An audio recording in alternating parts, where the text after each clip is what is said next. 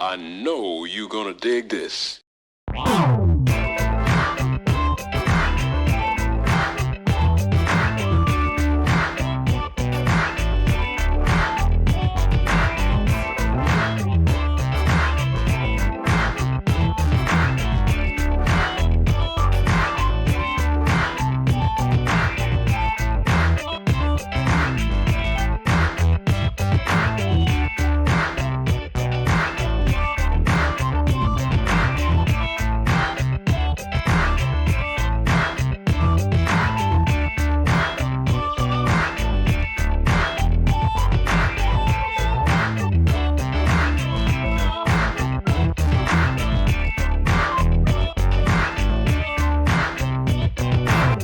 Hello, ladies and gentlemen, and once again, welcome to the Funk Chronicles. I'm your host, Dr. Turk Logan, from Logan Communications and the Funk Music Hall of Fame and Exhibition Center.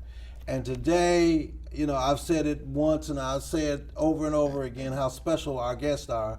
We have a very, very special guest, and we were just talking, and I can see a little Diana Ross, the former mayor of Dayton, Ohio, Miss Rhine McLin. Ryan, how you doing? I am doing well, Dr. Logan. It's such a pleasure to be here, and I can't thank my cousin David for encouraging me to do this. And when you start thinking about music, and even the Funk Hall of Fame, but we go back in my family with my dad and my granddaddy to what they used to have called the Farmdale. I remember. Which was down in Hog Bottom, which is now Madden Hills and Dunbar High School. How things change. How things change, and I like to always tell the story because my daddy loved the story, and that was the one about Ray Charles, and that Ray Charles had just finished performing, was late at night down in at the Farmdale in Hog Bottom, and I guess they might have had some brew or something like that. Yeah. And my dad let Ray Charles drive, and so.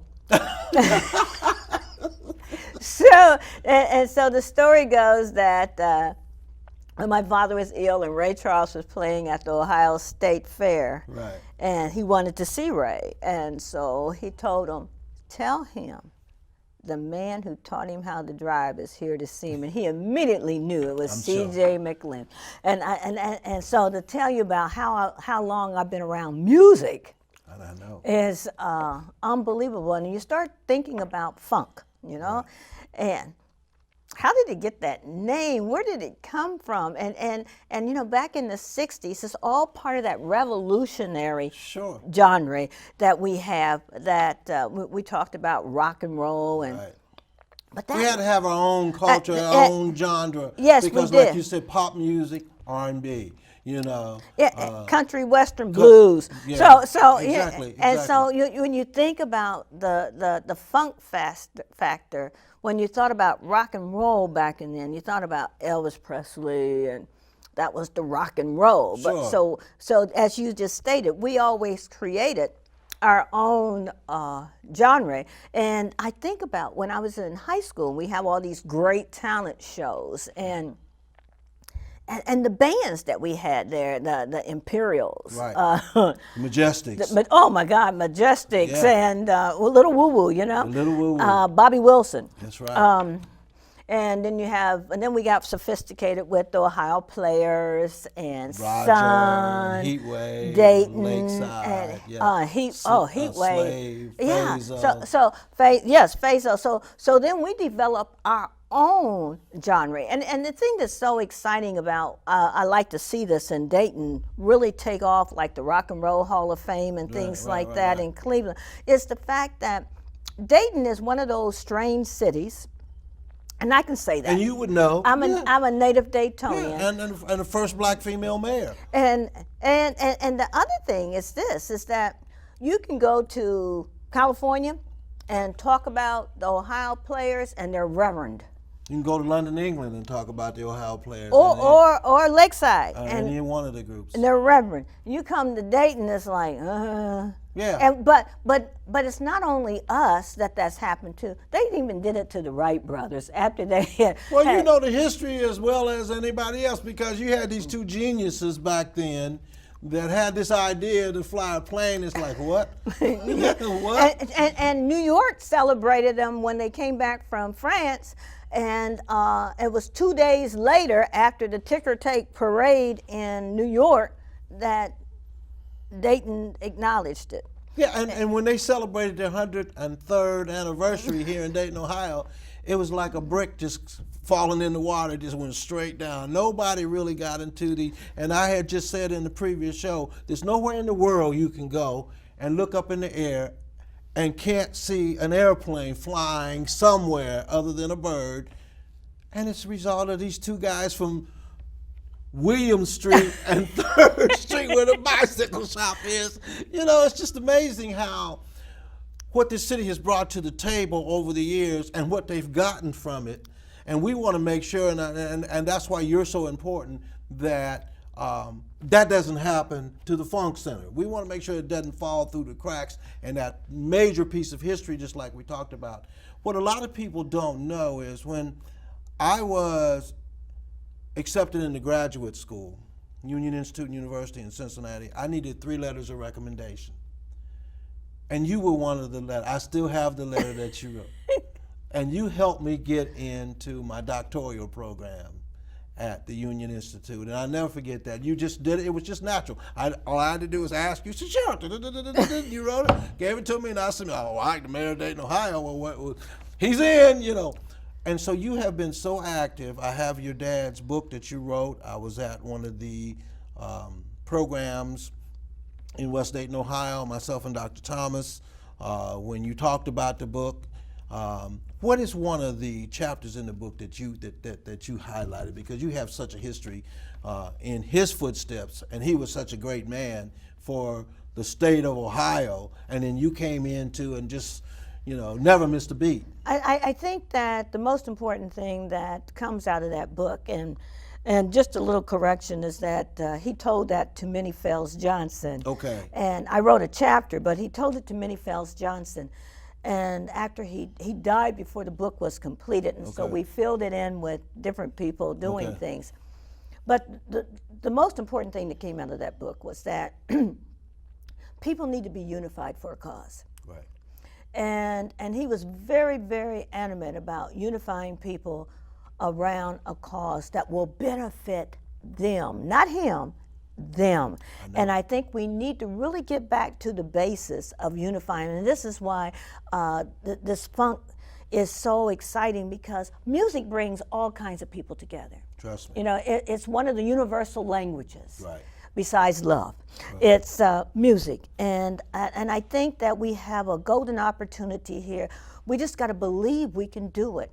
And be consistent with letting people know about it, because, you know, I talk about a little bit of my history being involved in it. And in 1971, when we would play the Godfather's music, make it funky, you know, Bud Crow, whose hearing was leaving him at the time, thought he was hearing the other word. And he would literally walk in the studio with your microphone on and say, "What did you just say, man, young man?" And I'm like, F-U-N-K, okay? And we had to go over that with the powers that be at WDAO over and over and over again to make sure that they understood that this culture was coming in and it wasn't going anywhere. Just like hip hop. Just like You know, like everybody thought hip hop was going to come and go, but it wasn't. Exactly. But they don't understand the evolution of music and how we get to where we are. We talk about poetry slams, but it goes back to like Paul Laurence Dunbar and Phyllis Wheatley. Exactly. They did poems. They just didn't put a beat to it. That's right. But so I mean, he could have put a beat to a lot of their poems back then, and it would have been rap music. And they had. Absolutely, and they had rhythm. Right. The poetry was rhythmic, right. And so nothing new under the sun.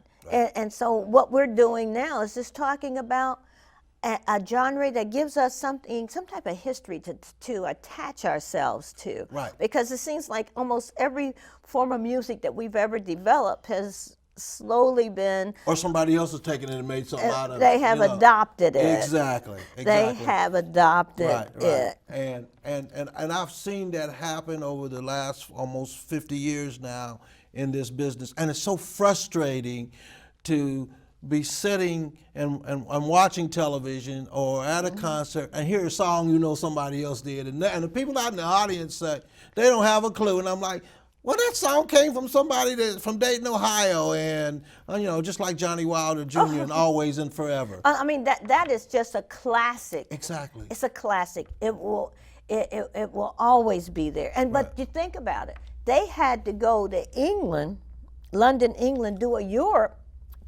tour before they were recognized here in the States. That's exactly. Hey, let me tell you the story. I was in London in 1977 for the CBS Record Convention, and they were getting ready to sign Heatwave. So Johnny was there, and I was there for 6 days. And it was just so exciting because before I went to London, I was at a dance here in Dayton, Ohio, and Johnny walked up to me and gave me the Too Hot to Handle album. Very humble, very polite, and said, when you get home, give a listen to it. And I'm like, I took it home, put it on the turntable. I said, man, took it back to the radio station and just fell in love with it. But in London, England, CBS Records didn't have a clue what they had. And so when they signed them in shortly after 77, they repackaged the album and sent it back to me again at WDL, and I had been playing it for a year and a half. The original, which I still have today. And it had such an impact nationally and globally, with their music, and still today people play their music. And it came right out of Dayton, Ohio. Came right out of Dayton, Ohio. And it's just like the Ohio players. I mean, I can remember going to their house and Satchel's house and just right over by Colonel White. Right over on Marathon. That's right. So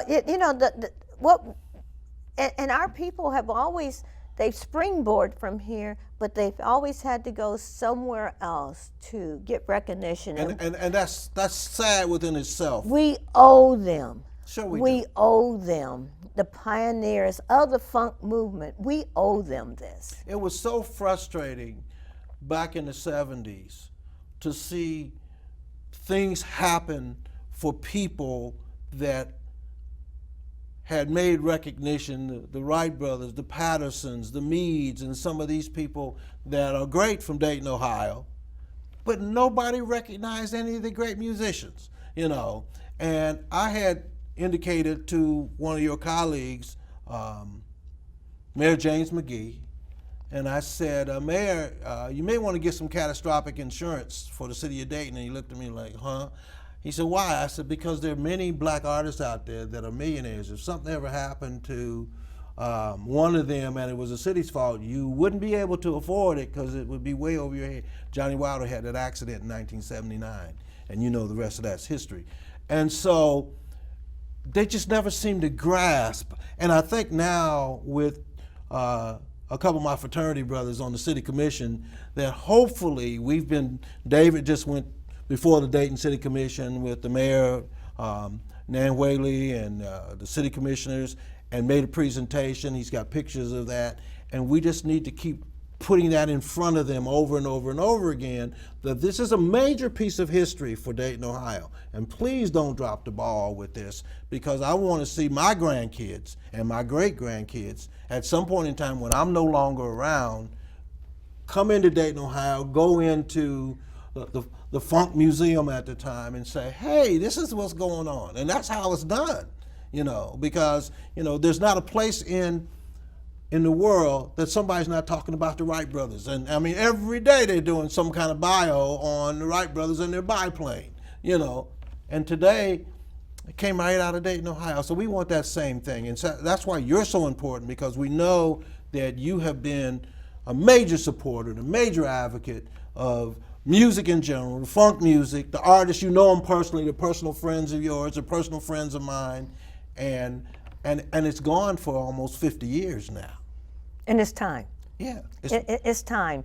And I think I really like the fact that I read one of the Funk Chronicles. Right. And the newsletter. Right. And that's important, because I was just reading about the lady. I think her name is Ruby. Right. And women. It talks about the role of women Right. in the funk movement. And you think of the Shaka Khans and all of them. But the fact is, there's a lot always. There's the unsung heroes and sheroes that the funk music stands on their shoulders to be what it is today. And it's not going away, and they can put it in variations. Right. But the core funk is going to be there, and I think it is the time. And I think Dayton needs to recognize that it has history. Great history. Great history. I live 3 blocks down from the Paul Lawrence Dunbar's house. Exactly. And and in my yard I have a traffic signal, and that's a tribute to Garrett Morgan, who invented the traffic light out of Cleveland. Sure. So the fact is, there's so much history around here. Right. And we don't know it. When I was at WDAO and I started in the early days, we used to do a broadcast that I'm sure you remember from the Tahiti Hut, Rosedale. Oh my goodness. Muggs McGinnis? Muggs McGinnis. All right. I never had the opportunity to go to the broadcast because I was always at the radio station. But there was a lady there that was a waitress, and her name was Margie. And they used to call her Legs because she had a great pair of legs. And you would talk about, here comes Legs. There I would hear Johnny Day, Nick Powers, Biggie BC, some of the guys. About a week ago, I'm at the gas station, and this little 77-year-old lady walked up to me. She says, Turk, I see your show on cable television, Channel 6, Time Warner, and I really like the Funk Chronicles. She said, I'm 77 years old. And it was her. And she still have her legs? Yeah, well, she has shorts on, and I just kind of it was just so natural to see something that happened over 40 years ago and come to fruition today, like we're talking about with the artists, because it's not about Turk Logan, it's about the artists, and it's about their contribution to the music business, and many of them, because like I said, people don't know that it wasn't as simple back in the 70s, and because you know that history, of taking the Ohio Players or Junie Morrison or Slave or something and putting their record on it. It wasn't that simple. Oh, no. Because the powers that be would say, 1, they don't have record deals.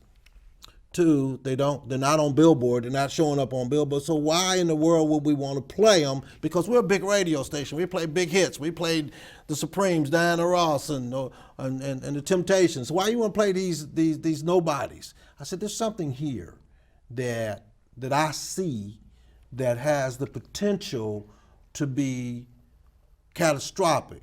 And then they still kind of sit back and with the big question mark, yeah, right. Well, all right, go ahead. It's a good community service. And a year later, once the Ohio Players came out with Fire and Sweet Sticky Thing, and Roger came out with More Bounce to the Ounce, and Heatwave came out with Always and Forever, and the record label starts spending thousands of dollars to promote their artists at WDAO, and the ratings just shot through the sky, we got the powers that be attention. And then it was just second nature. But on the front end, it wasn't that simple. It was a risk taker. I had to be a risk taker. And you see, whereas today, exactly, a lot of the artists now are releasing their music. I mean, it just goes to show you how history repeats itself. Yeah. What happened with our artists back then? They didn't have any choice. Right. Okay, the artists nowadays are choosing to go YouTube, other ways of getting their Pandora, music. I own a little internet radio station. We got 40,000 listeners, and it's growing every day. So that type of technology is there as well. And so we didn't have that back in those days. We didn't. We had the record player. You carried the record player, and you would hope that the disc jockey would promote the music, and then if the music was promoted, then somebody would say, I want. We had the B&D record shop where you could go and buy the music, and they would carry our music. Right. Yeah, and so we've come a long ways when it comes to being able to get our music out. But one of the things, when I go back to the unsung heroes and sheroes, like the Ohio Players, like Zap, and all of them, they didn't have the opportunities that the young artists have today to learn the business. Right. that there's more to it than just singing. That's right. And performing. And I think that if nothing else, they learn from those folks what not to do today. Well, it's called show business. Show business. And you're right. Many of them wanted to be in the show part and didn't know the business and were taken advantage of. Totally taken advantage. Totally taken because they didn't know the business. And that's where the educational piece comes in as it relates to the Funk Center, because we want to be able to train and teach young people the understanding. There's a book called This Business of Music. It's about 2,000 pages, okay? It has contracts, it has breakdowns of everything in it, and I highly recommend that if you're going to get into this business, that you pick up a copy. You can get it Amazon or whatever, and pick up a copy of it and read it so you understand the business part. And when you get into that contract, because a lot of people don't know, and this is how they kill themselves. You sign a contract with a record label. The contract has a self-renewal clause that you don't read about. You're unhappy with the record label, okay? You walk out of the contract before the contract comes to renew itself, but you still had the contract because it's renewed itself. So you can't go to another record company. So you're out there in limbo for 4 or 5 years, and when that contract expires, your group is 20 years old, and you're not the same. And that was the brilliance of Prince. He changed his name. That's right. And folks may not have understood that, but that was a business move. That was a good move. It was a business move, and I think that just like so many folks don't realize how many jobs go with this. Exactly. You can have entertainment attorney. You want to go to law school? Marketing. Oh my goodness. And then editing on writing songs, because the songwriters are really the folks that make the money. Right.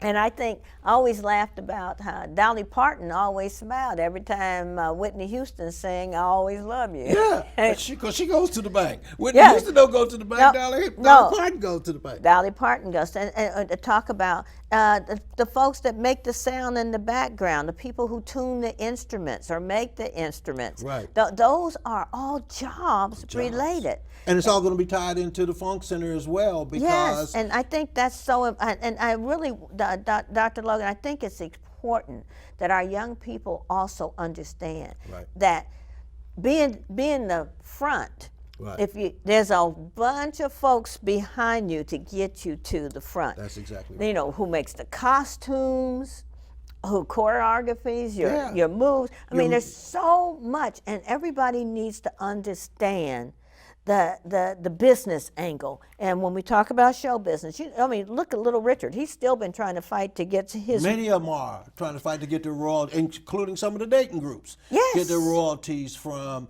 I looked at the numbers when Marshall Jones was living here.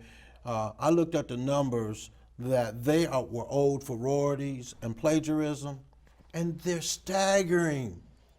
Just because they had so many big hits and whatnot, but they didn't have the proper people in place to handle the business of the show business. And so consequently, they may recover some of them and they may not, or maybe some of the grandkids will. But as long as folks learn from their mistakes, and that's what it is, the shoulders of our forefathers, to allow us to leap to this era. Right. And I want to go back to, it takes people like you and David and other folks, named and unnamed, that have that passion to make it happen. It's not going to happen overnight, and that's that is where it is good. This means of what the newsletters and things like this, the show, you got to keep it alive. Keep it out there in front. Keep it pushing. Keep it pushing. And repetition is the key. You got to keep repeating it, and then somebody else will hear it for the first time, even though you done said it 1,000 times. Right. There's someone that will hear it for the first time and go,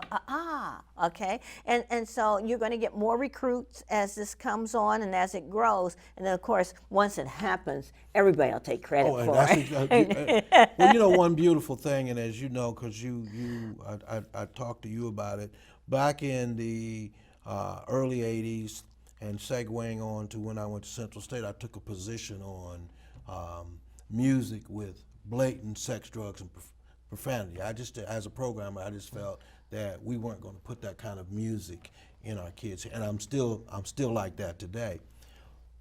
But one beautiful thing, out of all 15 groups that came out of Dayton, Ohio, I got a call from Reverend Jackson, and he complained about the covers of the Ohio players. I said, that has nothing to do with the music, Reverend.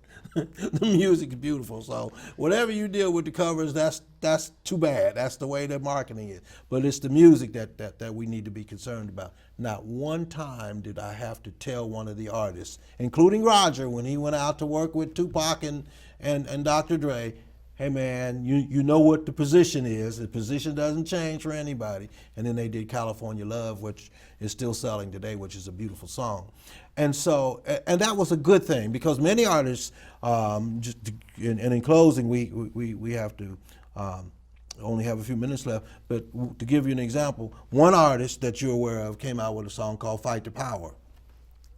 Big artist. As a matter of fact, we're gonna have him on the show. Oh, and he doesn't know that when they sent the 45 Fight the Power, there were 2 words in there, BS going down, that I said, I can't play this. And I sent it back to the record label. I literally sent it back to the record label. So look, first of all, it's against the law. I got to protect the license of the radio station. And they edited it.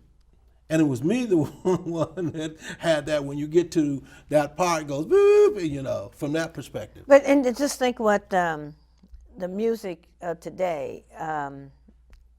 I don't have a television. I always tell people I don't have it. Right? Okay. I haven't,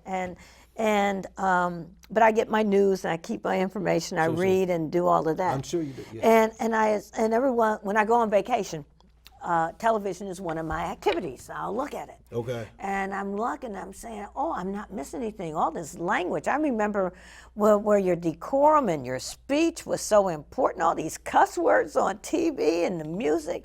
And I'm like, oh, I'm glad I don't have a TV. And we know words have consequences, because a man just stuck his foot in his mouth by saying something about a certain culture of people, and you see the backlash on that. So we know words have consequences. Words are powerful. Words are powerful. We want to encourage the audience to make a donation to the Funk Center. And our web address is www.daytonfunkhall.com, and we want to encourage people that are watching the show. Leave us with a brief comment about where you want to see us go with this, and how important this is as we're closing out. And remember to remind folks that it is a nonprofit organization, so their donations can be tax exempt, tax deductible, and that's very important nowadays. It is. So I just wanted to throw that in there to make sure. I'm glad you did, because I know you would piggyback, because that's my point. Ladies and gentlemen, I have been truly honored to have a dear friend, a former mayor of Dayton, the first black female mayor of Dayton, Ohio, Miss Rhine McLin, who is a legend within herself, whose family is legendary, and it is such an honor to have you on the show, and you do look like Diana Ross. Thank you, thank you. And thank you for joining us. Thank you. Ladies and gentlemen, you've been watching the Funk Chronicles with yours truly, Dr. Turk Logan from Logan Communication and the Funk Music Hall of Fame and Exhibition Center. I've enjoyed the time I've spent with you. We'll see you next time. Bye-bye.